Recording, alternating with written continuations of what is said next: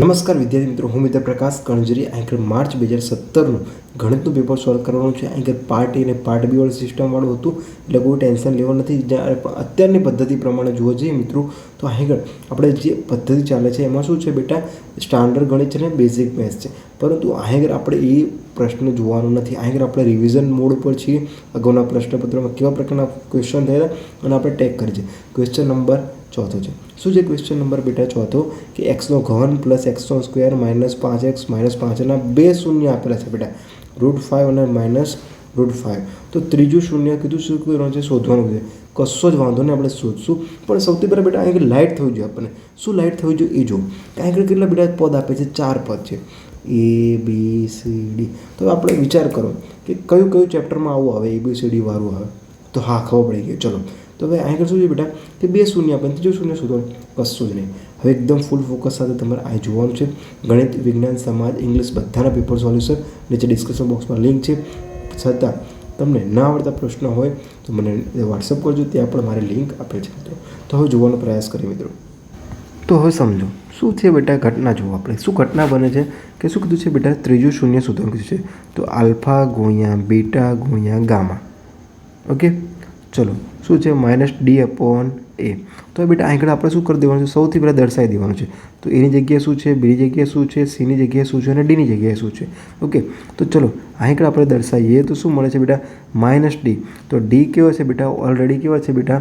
-d. ડીની જગ્યાએ છે -5/a. એ એટલે બેટા આર્યું એ. તો એ કેટલા છે? 1. એટલે બેટા શું છે?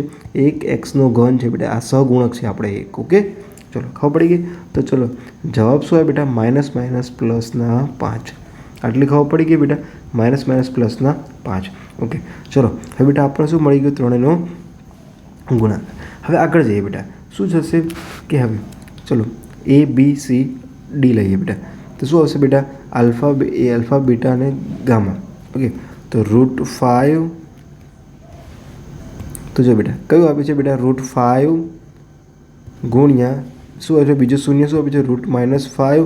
અને ત્રીજો શૂન્ય આપણને શું કીધું છે? શોધવાનું કીધું છે. શું કીધું છે બેટા? શોધવાનું કીધું છે. તો ત્રીજો શૂન્ય શોધવાનો કીધો છે.